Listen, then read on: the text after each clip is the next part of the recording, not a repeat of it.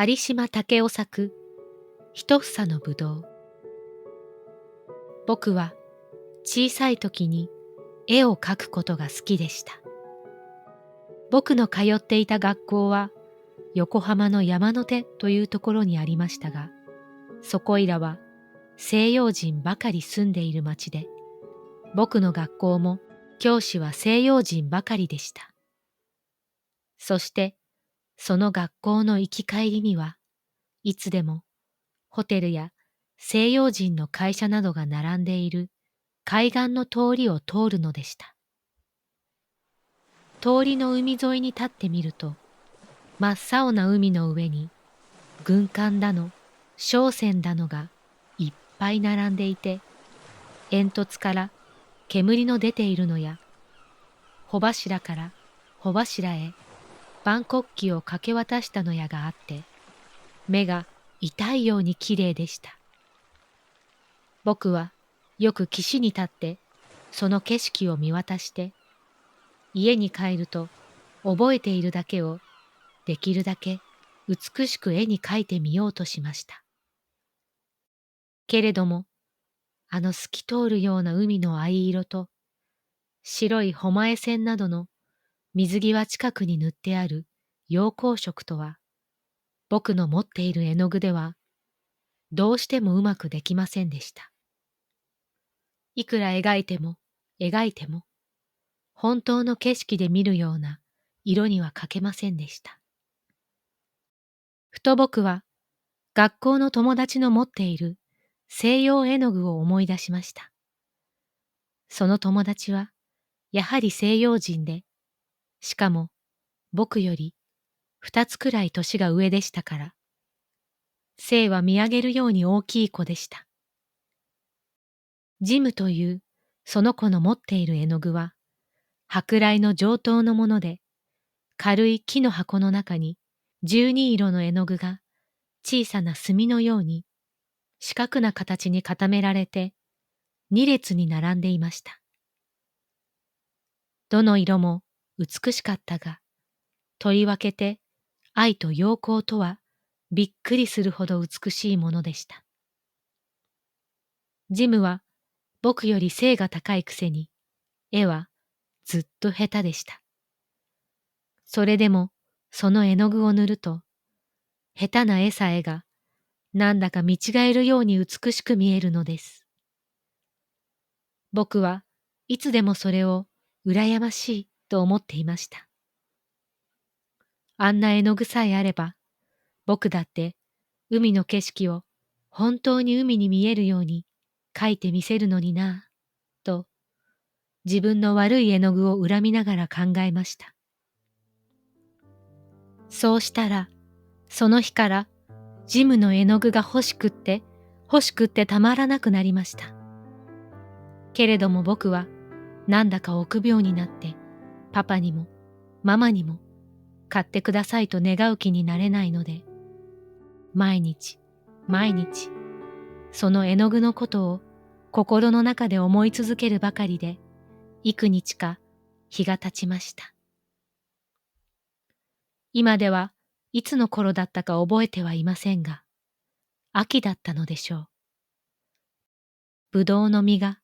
熟していたのですから。天気は冬が来る前の秋によくあるように、空の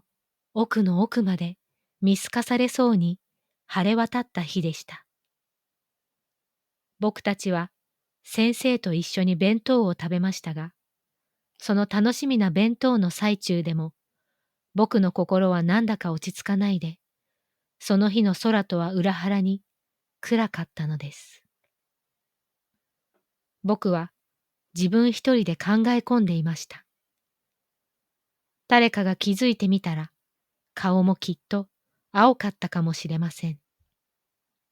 僕はジムの絵の具が欲しくってたまらなくなってしまったのです。胸が痛むほど欲しくなってしまったのです。ジムは僕の胸の中で考えていることを知っているに違いないと思って、そっとその顔を見ると、ジムは何にも知らないように、面白そうに笑ったりして、脇に座っている生徒と話をしているのです。でも、その笑っているのが僕のことを知っていて笑っているようにも思えるし、何か話をしているのが、今に見ろ、あの日本人が僕の絵の具を取るに違いないから、と言っているようにも思えるのです。僕は嫌な気持ちになりました。けれども、ジムが僕を疑っているように見えれば見えるほど、僕はその絵の具が欲しくてならなくなるのです。僕は可愛い顔はしていたかもしれないが、体も心も弱い子でした。その上、臆病者で言いたいことも言わずに済ますようなたちでした。だから、あんまり人からは可愛がられなかったし、友達もない方でした。昼ご飯が済むと、他の子供たちは活発に運動場に出て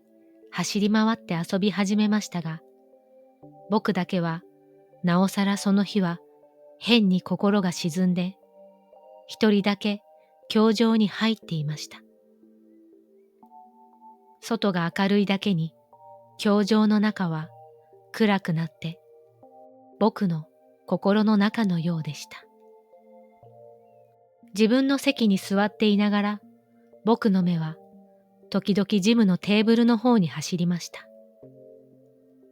ナイフでいろいろないたずら書きが彫り付けてあって手垢で真っ黒になっているあの蓋を開けると、その中に本や雑記帳や石板と一緒になって飴のような木の色の絵の具箱があるんだ。そしてその箱の中には小さい墨のような形をした愛や陽光の絵の具が。僕は顔が赤くなったような気がして思わずそっぽを向いてしまうのです。けれどもすぐまた横目でジムのテーブルの方を見ないではいられませんでした。胸のところがドキドキとして苦しいほどでした。じっと座っていながら、夢で鬼にでも追いかけられた時のように、気ばかりせかせかしていました。教場に入る鐘がカンカンと鳴りました。僕は思わずぎょっとして立ち上がりました。生徒たちが大きな声で笑ったり、怒鳴ったりしながら、洗面所の方に手を洗いに出かけていくのが窓から見えました。僕は急に頭の中が氷のように冷たくなるのを気味悪く思いながら、ふらふらとジムのテーブルのところに行って、半分夢のようにそこの蓋を開けてみました。そこには僕が考えていた通り、雑記帳や鉛筆箱と混じって見覚えのある絵の具箱がしまってありました。何のためだか知らないが、僕はあっちこっちを見回してから、誰も見ていないなと思うと、手早くその箱の蓋を開けて、愛と陽光との二色を取り上げるが早いか、ポケットの中に押し込みました。そして、急いでいつも整列して先生を待っているところに走っていきました。僕たちは若い女の先生に連れられて教場に入り、めいめいの席に座りました。僕はジムがどんな顔をしているか見たくってたまらなかったけれども、どうしてもそっちの方を振り向くことができませんでした。でも僕のしたことを誰も気のついた様子がないので、気味が悪いような安心したような心持ちでいました。僕の大好きな若い女の先生のおっしゃることなんかは耳に入っても何のことだかちっともわかりませんでした。先生も時々不思議そうに僕の方を見ているようでした。僕はしかし先生の目を見るのがその日に限ってなんだか嫌でした。そんな風で1時間が経ちました。なんだかみんな耳こすりでもしているようだと思いながら1時間が経ちました。教場を出る鐘が鳴ったので僕はほっと安心してため息をつきました。けれども先生が言ってしまうと僕は僕の級で一番大きな、そしてよくできる生徒にちょっとこっちにおいでと肘のところをつかまれていました。僕の胸は宿題を怠けたのに先生に名を刺された時のように思わずドキンと震え始めました。けれども僕はできるだけ知らないふりをしていなければならないと思ってわざと平気な顔をしたつもりで仕方なしに運動場の隅に連れて行かれました。君はジムの絵の具を持っているだろう？ここに出したまえ。そう言って、その生徒は僕の前に大きく広げた手を突き出しました。そう言われると、僕はかえって心が落ち着いて、そんなもの、僕持ってやしない。と、ついでたらめを言ってしまいました。そうすると、三、四人の友達と一緒に僕のそばに来ていたジムが、僕は昼休みの前にちゃんと絵の具箱を調べておいたんだよ。一つもなくなってはいなかったんだよ。そして昼休みが済んだら二つなくなっていたんだよ。そして休みの時間に教場にいたのは君だけじゃないか。と少し言葉を震わしながら言い返しました。僕はもうダメだと思うと急に頭の中に血が流れ込んできて顔が真っ赤になったようでした。すると誰だったかそこに立っていた一人がいきなり僕のポケットに手を差し込もうとしました。僕は一生懸命にそうはさせまいとしましたけれども、多勢に無勢でとても叶いません。僕のポケットの中からは、みるみるマーブル玉や鉛のめんこなどと一緒に、二つの絵の具の塊がつかみ出されてしまいました。それ見ろ、と言わんばかりの顔をして、子供たちは憎らしそうに僕の顔を睨みつけました。僕の体は一人でにブルブル震えて、目の前が真っ暗になるようでした。いいお天気なのに、みんな休み時間を面白そうに遊び回っているのに、僕だけは本当に心からしおれてしまいました。あんなことをなぜしてしまったんだろう。取り返しのつかないことになってしまった。もう僕はダメだ。そんなに思うと、弱虫だった僕は寂しく悲しくなってきて、しくしくと泣き出してしまいました。泣いて脅かしたってダメだよ。と、よくできる大きな子が、馬鹿にするような、憎み切ったような声で言って、動くまいとする僕を、みんなで寄ってたかって、2階に引っ張って行こうとしました。僕は、できるだけ行くまいとしたけれども、とうとう力任せに引きずられて、はしご段を登らせられてしまいました。そこに僕の好きな受け持ちの先生の部屋があるのです。やがてその部屋の戸をジムがノックしました。ノックするとは入ってもいいかと戸を叩くことなのです。中からは優しく、お入りという先生の声が聞こえました。僕はその部屋に入るときほど嫌だと思ったことはまたとありません。何か書き物をしていた先生は、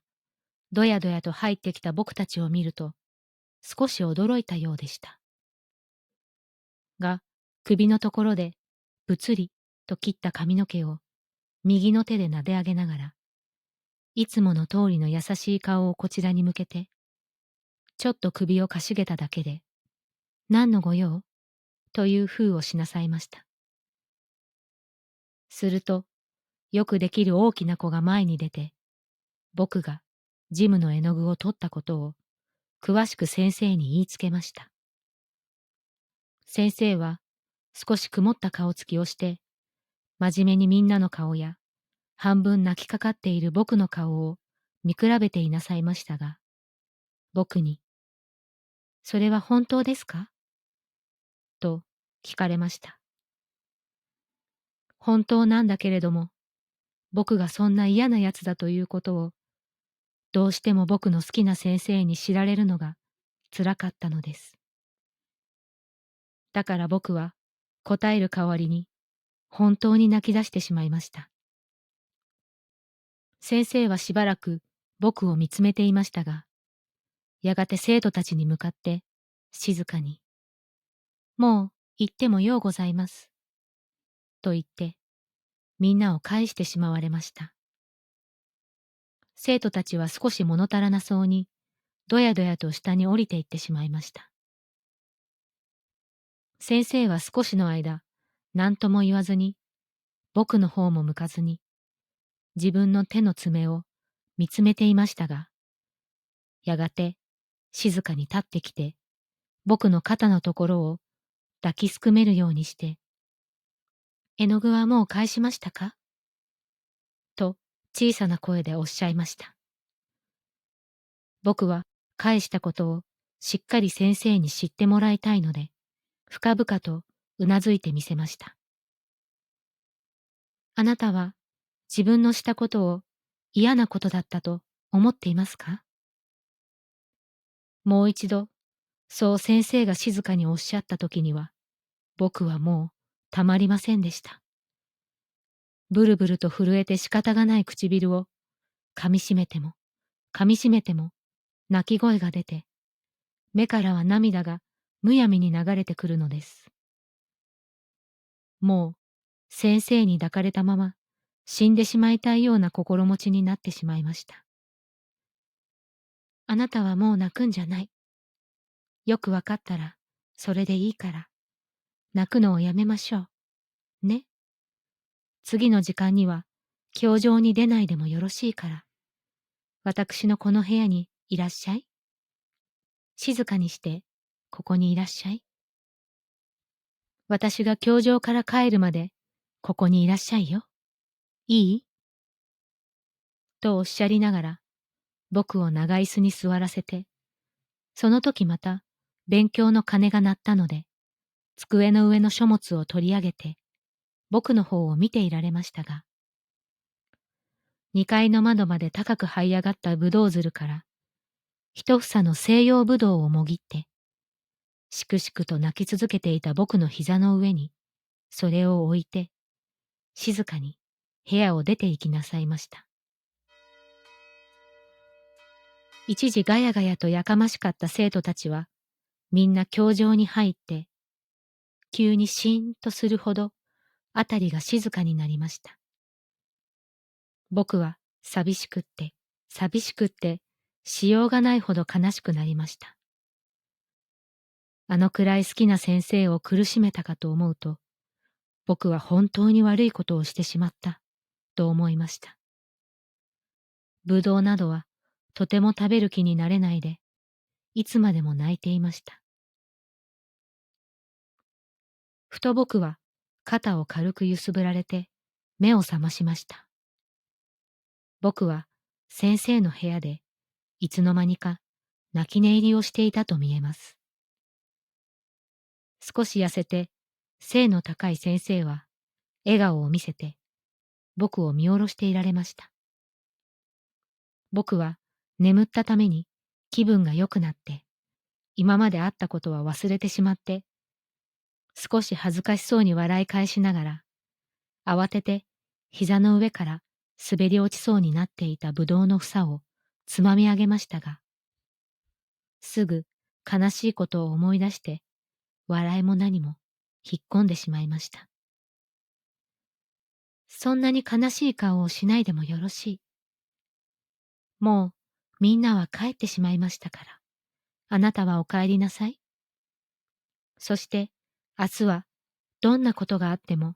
学校に来なければいけませんよ。あなたの顔を見ないと私は悲しく思いますよ。きっとですよ。そう言って先生は僕のカバンの中にそっとぶどうの房を入れてくださいました。僕はいつものように海岸通りを海を眺めたり船を眺めたりしながらつまらなく家に帰りました。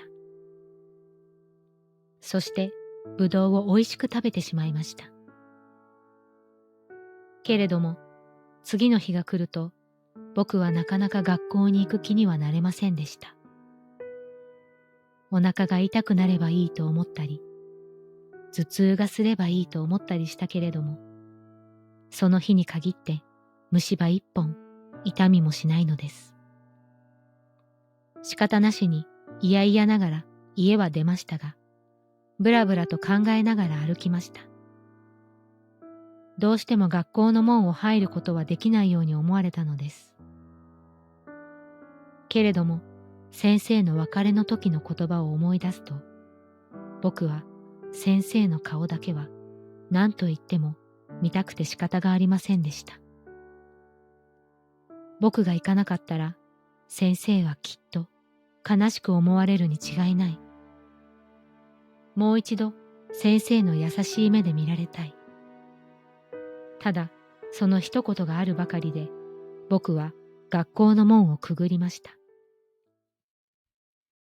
そうしたらどうでしょう。まず第一に待ちきっていたようにジムが飛んできて僕の手を握ってくれました。そして昨日のことなんか忘れてしまったように親切に僕の手を引いてどぎまぎしている僕を先生の部屋に連れて行くのです。僕はなんだかわけがわかりませんでした。学校に行ったらみんなが遠くの方から僕を見て、見ろ、泥棒の嘘つきの日本人が来た。とでも悪口を言うだろうと思っていたのに、こんな風にされると気味が悪いほどでした。二人の足音を聞きつけてか、先生はジムがノックしない前に戸を開けてくださいました。二人は部屋の中に入りました。ジム、あなたはいい子。よく私の言ったことが分かってくれましたね。ジムはもうあなたから謝ってもらわなくってもいいと言っています。二人は今からいいお友達になればそれでいいんです。二人とも上手に握手をなさい。と先生はニコニコしながら僕たちを向かい合わせました。僕はでもあんまり勝手すぎるようでもじもじしていますと、ジムはいそいそとぶら下げている僕の手を引っ張り出して固く握ってくれました。僕はもう何と言ってこの嬉しさを表せばいいのかわからないで、ただ恥ずかしく笑うほかありませんでした。ジムも気持ちよさそうに笑顔をしていました。先生はニコニコしながら僕に、昨日のぶどうは美味しかったのと問われました。僕は顔を真っ赤にして、ええ、と白状するより仕方がありませんでした。そんならまたあげましょうね。そう言って先生は真っ白なリンネルの着物に包まれた体を窓から伸び出させて、ぶどうの一房をもぎ取って、真っ白い左の手の上に粉の吹いた紫色の房を乗せて、細長い銀色のハサミで真ん中からぷつりと二つに切ってジムと僕とにくださいました。真っ白い手のひらに紫色のぶどうの粒が重なって乗っていたその美しさを僕は今でもはっきりと思い出すことができます。僕はその時から前より少しいい子になり、少しはにかみ屋でなくなったようです。それにしても僕の大好きなあのいい先生はどこに行かれたでしょう。もう二度と会えないと知りながら、僕は今でもあの先生がいたらなと思います。秋になるといつでもぶどうの房は紫色に色づいて美しく粉を吹きますけれども、それを受けた大理石のような白い美しい手はどこにも見つかりません。